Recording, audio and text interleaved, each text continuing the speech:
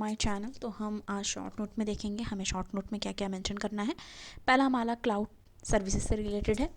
तो ये यूज़ में आता है इंफ्रास्ट्रक्चर, एक तरीके का इंफ्रास्ट्रक्चर के लिए प्लेटफॉर्म है सॉफ्ट, और इसमें ये एक सॉफ्टवेयर है that hosted by third party provider made available to user both through internet. ठीक है, तो ये एक क्या होता है कि सॉफ्टवेयर जैसे कि जो होस्ट किया जाता है थर्ड पार्टी प्रोवाइडर के द्वारा, और ये क्या करता है, ये अवेलेबल कराता है यूज़र्स, ये चीज़ें अवेलेबल होती हैं यूज़र्स को थ्रू इंटरनेट।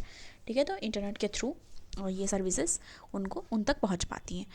इसमें है और इंफ्रास्ट्रक्चर प्लेटफॉर्म सॉफ्टवेयर और technologies that user access through internet without requiring additional software downloads can be consider cloud computing service. तो इसमें डिफाइन है कि क्लाउड कंप्यूटिंग सर्विसेज है क्या। तो इसमें है कि जो भी इंफ्रास्ट्रक्चर प्लेटफॉर्म सॉफ्टवेयर और टेक्नोलॉजीज होती हैं, ठीक है, जो यूज़र्स एक्सेस कर पाते हैं इंटरनेट के द्वारा और without requiring additional software download, मतलब किसी बिना किसी एडिशनल सॉफ्टवेयर डाउनलोड के जो चीज़ वो क्या पकड़ पाते हैं उनको मिलती है। ठीक है, वो कंसीडर होती है क्लाउड कंप्यूटिंग सर्विसेज के लिए। ठीक है, और इसमें दो तरह की बताई गई हैं, एक है इंफ्रास्ट्रक्चर एज अ सर्विस, ठीक है, दूसरा है प्लेटफॉर्म एज अ सर्विस।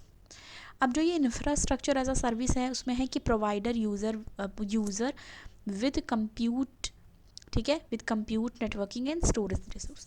तो इसमें है कि जो इंफ्रास्ट्रक्चर एज अ सर्विस है उसमें प्रोवाइड क्या होता है, जो यूज़र्स को प्रोवाइड होता है, प्रोवाइड यूज़र मतलब क्या प्रोवाइड होता है, यूज़र को प्रोवाइड कराते हैं compute networking and storage resources. ठीक है, और प्लेटफॉर्म एज अ सर्विस जो है उसमें provide users with a platform on which application can run as well as all IT infrastructure required for it to run. ठीक है, तो हर तरह की जो ऑल आईटी इंफ्रास्ट्रक्चर रिक्वायर्ड होता है इसको रन कराने के लिए। नेक्स्ट है फॉरेन एक्सचेंज रिजर्व के बारे में। ठीक है, तो इसमें क्या है कि ये एक क्या है, foreign exchange are asset held on reserve by a central bank in foreign currencies which can include bond, treasury bill and other government securities. तो ये क्या होती है कि एक एसेट होती है जो क्या होती है, रिजर्व होती है सेंट्रल गवर्नमेंट के द्वारा फॉरेन करेंसीज में। ठीक है, और ये इंक्लूड करती है, जैसे इसमें क्या क्या इंक्लूड होता है, किस फॉर्म में होता है, बॉन्ड के फॉर्म में, ट्रेजरी बिल और अदर गवर्नमेंट सिक्योरिटीज़ जो होती है उनके फॉर्म में ये होता है। ठीक है, फॉरेन एक्सचेंज रिजर्व। अब इसमें है the decline in India's foreign exchange reserve is largely due to the valuation change arising from and appreciating US dollar. तो मतलब अगर यूएस डॉलर अप्रिशिएट कर रहा है तो हमारी इंडियन रुपी डिप्रिशिएट हो रही है। जैसे अभी आप ये देखो, जैसे $1 में 60 रुपीज़ है। ठीक है, तो अगर $1 में 80 रुपीज़ हो गई तो हमारी जो वैल्यू है इंडियन रुपीज़ की वो तो कम हुई। ठीक है, जैसे मैं ये कहना चाह रही हूँ कि जैसे आप ये समझ लो कि 76 रुपीज़ है, एक यूएस डॉलर के 76 रुपीज़ है।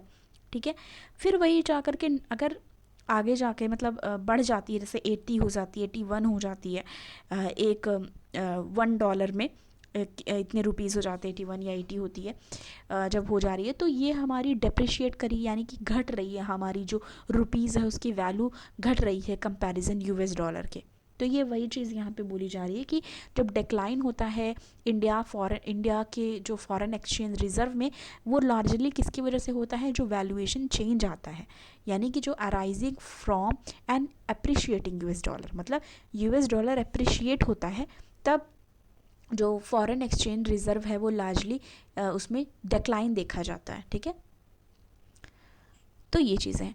तो यहाँ पे मैंने नीचे एक कर दिया है कि total revenue minus total expenditure, मतलब कि इसमें 1 मिनट सॉरी।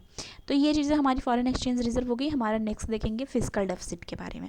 तो फिस्कल डेफिसिट क्या है, fiscal deficit is a difference between the total revenue and total expenditure of the government. तो जो टोटल रेवेन्यू मतलब जितना टोटल रेवेन्यू जनरेट हुआ, ठीक है, गवर्नमेंट के पास कितनी टोटल रेवेन्यू है, करेक्ट, उससे टोटल एक्सपेंडिचर का मतलब होता है खर्चा, मतलब कितना खर्चा हुआ, तो उसको निकालेंगे जब डिफरेंस को, टोटल रेवेन्यू को, ठीक है, और टोटल एक्सपेंडिचर को निकालेंगे डिफरेंस उसका, तो जो बचता है वही है फिस्कल डेफिसिट। नीचे मैंने देखो दिखाया है total revenue minus total expenditure, यानी कि कितना खर्च हुआ। अब इसमें है it help indicate total borrowing that the government would need a particular financial year.